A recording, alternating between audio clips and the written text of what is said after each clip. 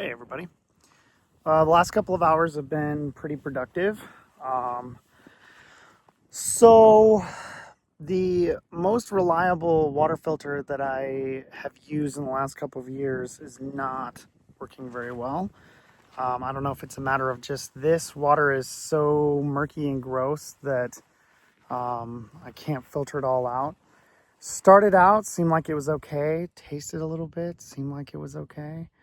Then about 3/4 through filtering this gallon, I looked down in it and it looked really murky, and I was like, oh no, um, this is my water situation. Now, I did bring a very small bottle of water purification tablets.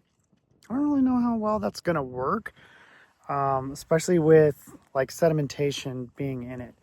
I think a lot of what I'm looking at is like this, like sand that is in the Yukon.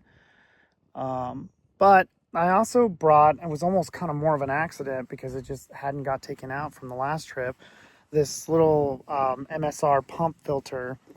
And like when I tried to use it before, like it would work a little bit, it would drip out water, like literally just like a trickle. And I was like, this is not what I thought it was going to be with the pump. So I was kind of gave up on it. Ended up using my hunting partner's gravity filters, which worked super well. And I would give my left pinky for one of those right now. I just thought I'd be okay with the Grail, honestly. I really didn't think that this was going to be a problem. So I filtered my water bottle, which holds 32 ounces. And then I filtered almost a kettle full of this guy here. Yeah, there's like, I couldn't put a ton more water in there. I don't know if that's visible at all as far as how much is in there. And just basically what I project will be 2 days of cooking water and probably half a day of drinking water took me about an hour. I mean, it was a solid hour of working the pump. The other thing is that when I would try and pump it, it would pump a little bit of water and then it would just pump air. And then it would just kick the water back down the tube or whatever. And I was like, this is not what I was hoping would happen here. But if I flipped it upside down and then just filled up like basically like the cap of this thing, like it's supposed to go like this, and you're supposed to pump it, and then the water comes out the bottom here, which I think is supposed to screw to like an MSR water bottle or like a Camelback type filter or Camelback type water reservoir, right? And then, but what if I flipped it upside down? Then this little reservoir here that actually pumps the water would actually hold water and then send it up this, and then I could just pour it out a little tiny bit at a time. And it was coming out clear and nice. Again, it just took an hour. So at this point, like I'm going to be, if I have to do this every day, I'm going to be spending at least an hour, if not more, every day pumping water, which is a lot. And I know what you ask, like, why don't you just boil it? Well, okay, so here are some things I could do if my filter completely failed and I didn't have my little water purification tablets, like I was in a true survival situation. Hopefully, if I was in a true survival situation, I would at least have a pot and a means to be able to start a fire or have a fire to be able to boil the water. What I would also do is I would use my shirt or some other piece of fabric or something to filter out the sedimentation, the sand, the murkiness from whatever water. And you can actually kind of layer this. You can get your shirt and filter it out, and then you can get your a sock or your pants or something like that, and you can create a charcoal filter. You burn some firewood, You get the ashes and charcoal, you crush it up, you put it in there, you filter the water through that too. And that should help filter out a bunch of the things you don't want. The key thing would be to boil it. And what's crazy is this is the first time that I have had this water situation here in Alaska. Most of the time, when I look at the water that I'm around in Alaska, it's cold, moving, and clear.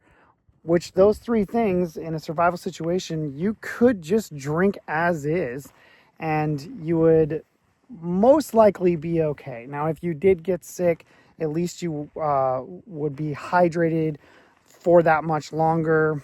If you got sick, it would kind of suck. I think I've talked about Giardia in the past. It's not exactly fun, but it's something that you can cure yourself from. Dying of dehydration is not something you can cure yourself from. So if you've got those choices that you can get treatment for, you're going to want to pick drink the water that doesn't that you haven't purified or whatever else in that situation. So this is the first time that I've ever had a situation here in Alaska where the water hasn't been cold, moving, and clear. This is cold moving, but it's not clear by any means. And nothing that I've been able to find so far, kind of cruising around, looking around and stuff, has met that criteria either. So at this point, I'm going to be stuck filtering very slowly water. Dang, that's going to be an hour of my day, at least every day. Hopefully I don't have to drink too much water, but it has been incredibly hot, and every time I get up to do anything, I'm immediately sweating. I think today is supposed to be the hottest day in the forecast for the next week or so. So, I mean, I'm actually, this is crazy because it's Alaska, and I'm like, it's too hot. I wish it was cooler. Oh yeah, I set my my waders up to dry using some oars and a log. I got a little sweaty on the way in, and they're insulated. I don't know, so trying to dry them out a bit. I moved Ducky a little bit further into the water, but I think that's going to be a multi-step process. I might just have to do that a bit at a time because that is heavy. It's heavy to do by myself. So the other thing that I did in the last couple of hours, remember I said I had a whole list of things that I was like, I want to get these things done.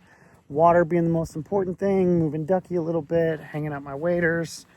The next thing that I did was I spent about an hour gathering up, making a little fire pit, gathering some wood. I've kind of got things all set and ready to go for when it actually is cool enough that I want to have a fire, that I would be able to do it without, sorry for all the bumpiness, without too much preparation. This goes in conjunction with the fact that I have 10 pounds of propane that I could use in my stove in the Arctic oven, my fancy tent that I've got set up. So my hope would be that if I wanted a fire, if morale was low, if I felt like it would help, something warmth, whatever else. I've got a lot of hours of the day that I have to kill between sunup and sundown. Just to be honest there, I'm going to keep myself as busy as I can, just so that I'm not sitting around just looking and looking and looking. Most of the moose movement, and bear for that matter, is supposed to be early in the morning, like an hour before sunrise to an hour after sunrise, and then the same thing at dusk, an hour before and an hour after sunset.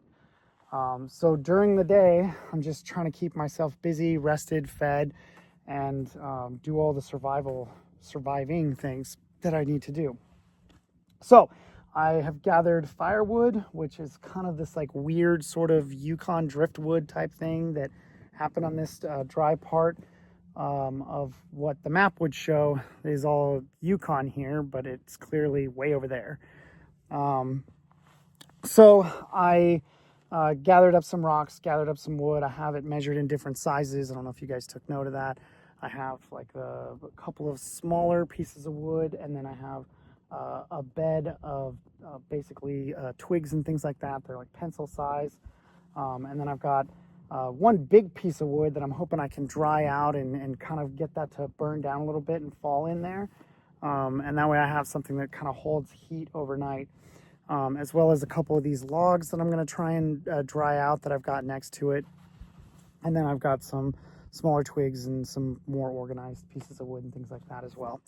I've set all this up where I had, sorry for the close-up, where I had my food, my container that I have separated from my tent with all of my, what I would consider like smellier. This is going to attract a bear.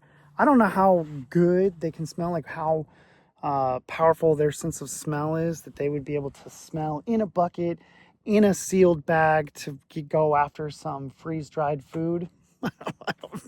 I mean, if they do and they walk right past this thing of bread, peanut butter, jerky, and all these other things, dried fruit, this sort of stuff, I'm like, wow, lesson learned there. That's pretty impressive. And then they would just be right next to my tent, and I would hope that me waking up and filling them up with 10 millimeter rounds would be enough to deter them from wanting to do that again. Yeah, never leave home without bear spray. So that's what I've done for the last couple of hours. It's really weird to just look at this and be like, the whole setup that I have here, you can see Ducky in the background moved, my water filtering station, I filtered out of a bucket so I wouldn't have to be right next to the water. Bucket scenario, if you watch the last video, you'll see what I'm talking about, where I was trying to get the settlement, but it didn't work. I've got my food away from camp, and then I've got my fire set up, basically. So I've got, it's 2:30 now, sunset's about 9. So if I can, I want to be hiked out. I'm going to give myself 2 hours to hike out to a place that I'm hoping that there is a valley, and this would be west of me. More or less, kind of, yeah. I'm thinking about going over there, and I'm going to see if there's like a meadow or something like that that I can get into. So I'm going to give myself 2 hours to hike over there, hunt for about 2 hours, and then hopefully about 2 hours back, at which time I would make dinner. And if it's cold enough that I feel like I want to stay up and have a fire, I could light a fire, and if not, then I'll just go to bed. I've got plenty of things to keep me warm. So far, all of my clothes are dry, my bedding is dry. Those are important things to me. So yeah, the next couple of hours are just going to be taking care of myself, eating which includes like eating lunch, things like that. And then yeah, I think about 5 or 6 o'clock I'll start heading over hiking. I'm so impatient, but I'm trying to hike slower so that I don't sweat a ton. And hopefully going a little bit slower keeps my eyes and ears open, because this is bear country, and I'm also trying to hunt moose. So wish me luck, that the number of the hours of the day in between the hunting hours in the morning and in the evening don't completely drive me crazy, that I find a few things to do. And we'll see. Wish me luck.